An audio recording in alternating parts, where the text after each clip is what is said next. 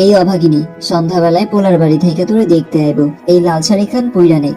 আল্লাহ আল্লাহ কইরা এইবার যদি তোরে পছন্দ করে তাইলে আমি আপদখানা বিদায় কইরা বাঁচি, নাইলে পাশের পাড়ার ভৈরা মকবুল কাজীর লগে তোর বিয়া পড়াই দিমু। এই মাইয়াটা আমার জীবনটারে অতিষ্ঠ কইরা ফালাইছে। জন্মের সময় নিজের মায়েরে খাইছে, 16 বছর ধরে আমার ঘাড়ে ঝুইলা আছে।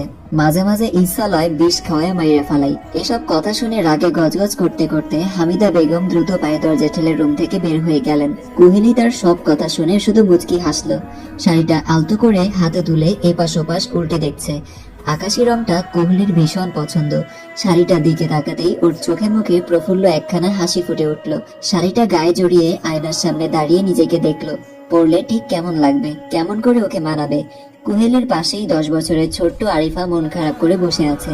এবার ছলছল চোখে জমে থাকা অশ্রু সামলে কাপা গলায় প্রশ্ন করলো, আফু, আম্মাই তোমার লগে এত খারাপ ব্যবহার করে, তোমার কি কান্দ নাহে না? কুহেলি উদাস মনে বসেছিল। এমন কথাবার্তা নতুন কিছু নয়, প্রায় প্রতিদিনই ওর কানে আসে।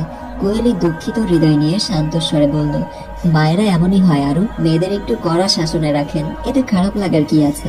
আরিফা নাছর বান্দা, চোখে এখনো জমে আছে অভিমান। বলল, আমায় সব সময় তোমার লগে রাগ দেখায়, কাজ করায়, বিনা দোষে মারে। কই, আমার লগে তেমন করে না আফু। তুমি অনেক শক্ত মনের মানুষ, সবকিছু হাসি মুখে মাইনা নাও। তয় আব্বাই কিন্তু তোমারে অনেক বেশি ভালো পায়। কুহিলি হালকা করে হাসলো। আরিফার কথাটা এড়িয়ে গিয়ে বলল, আচ্ছা বনু, এগুলো এখন বাদ দে। এসব কথা বললে মা শুনলে রেগে যাবে। আমি শাড়ি পরে একটুখানি সাজি, দেখ না আকাশি রঙের শাড়িটা ভীষণ সুন্দর, পরলে আমাকে কেমন লাগবে বলতো? আরিফা এবার একটু মন খুলে তাকালো, চোখের জল মুছে মুচকি হেসে বলল, এমনি তোমারে অনেক ভালো দেখায়, আর সাজগোজ করলে একদম আকাশের পরীর লাহান লাগবো। আইসকা পোলার বাড়ির লোকজন দেখবা তোমার খুব পছন্দ করবো। আরিফা একটু থামলো, কণ্ঠটা হঠাৎ ভারী হয়ে এলো। আফু, বিয়ার পর তুমি কি আমারে ছাইড়া যাইবা? কুহেলি অবাক চোখে তাকিয়ে প্রত্যুত্তর করলো, এইভাবে বলিস না বনু, তাহলে আমার মন খারাপ হবে। লক্ষ্মী বোন আমার, কান্না বন্ধ কর। তুই কাঁদলে আমারও যে কান্না পায়। আয়, আমাকে শাড়ি পরতে সাহায্য কর। দেরি করলে মা এসে আবার বকবেন। গাঢ় আকাশি রঙা শাড়ি পরে সন্ধ্যা 7:09 16 বছরের কুহেলি ছেলেপক্ষের সামনে বসে আছে। পাশে দাঁড়িয়ে হামিদা বেগম সৎ মেয়ের ভূয়সী প্রশংসা করে যাচ্ছেন, আর ঘরে উপস্থিত সবাই হাসি মুখে সেসব শুনছেন। কুহেলি লজ্জায় মাথা নিচু করে বসে আছে। ছেলের মা বোন একের পর এক প্রশ্ন ছুড়ে দিচ্ছে, সে ভয়াতুর কণ্ঠে শুধু সংক্ষিপ্ত উত্তর দিচ্ছে। হঠাৎ করেই সামনে বসে থাকা এক পুরুষের দিকে কুহেলির নজর আটকে গেল। উজ্জ্বল বর্ণের মানুষটা, গড়পড়তা বাঙালিয়ান চেহারা, চোখে মুখে নিরন্তর এক গম্ভীর ভাব, বুকের কাছে হাত গুজে নীরবে বসে আছে। কুহেলি যেন মুহূর্তের জন্য থমকে গেল। চারপাশের কোনো শব্দ, কোনো কোলাহল আর কানেও ঢুকছে না। মনে হচ্ছে চোখ সরালেই এই উজ্জ্বল অথচ নিঃশব্দ মানুষটা হারিয়ে যাবে। হামিদা বেগমের কর্কশ কণ্ঠে কুহেলি সম্বিত ফিরল, এই মাইয়া, কই হারালি রে? ওনাদের প্রশ্নের উত্তর দে। কুহেলির ছোট্ট হৃদয়টা হঠাৎ প্রকম্পিত হয়ে উঠল, শরীরটা কেঁপে উঠল অজান্তেই। মৃদু প্রায় শোনা না যাওয়ার মতো স্বরে বলে উঠল, হ্যাঁ শুনছি তো।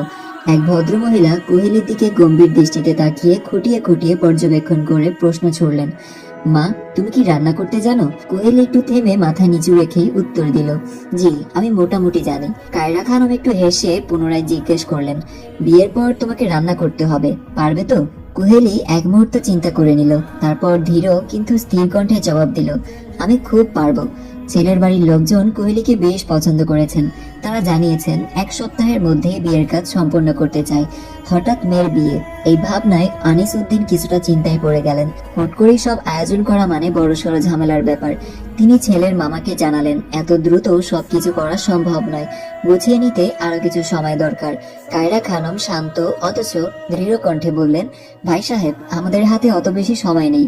ছেলে আমার ঢাকা শাহবাগ বারডেম হসপিটালের একজন অর্থোপেডিক ডাক্তার, মাত্র 10 দিনের ছুটি নিয়ে এসেছে। বিয়ের পর বউকে সঙ্গে নিয়ে ঢাকায় চলে যাবে। আপনার ছোট্ট মেয়েটাকে আমার খুব পছন্দ হয়েছে, কোনো কিছু দেওয়ার দরকার নেই, শুধু মেয়েটা হলেই চলবে। একথা শুনেই আনিস উদ্দিনের মুখ উজ্জ্বল হয়ে উঠল। ভিতরের সব দ্বিধা যেন এক লহমায় দূরে সরে গেল। শেষমেশ সবাই মিলে আলোচনা করে আগামী শুক্রবার বিয়ের তারিখ চূড়ান্ত করলো। রাতে ডাইনিং টেবিলে বসে খান পরিবার একসঙ্গে ডিনার করছিল। বিয়ের ব্যাপারটা ঘিরে টেবিল জুড়ে চলছে নানান আলোচনা আর নীরব সমালোচনা। খানিকটা সময় চুপচাপ থাকার পর নীরবতা ভেঙে ইশরাক বলল, আম্মু, আর একটু ভেবে সিদ্ধান্ত নিলে হতো না? ইশরাক একটু থেমে আবার যোগ করলো, মেয়ের বয়স অনেক কম।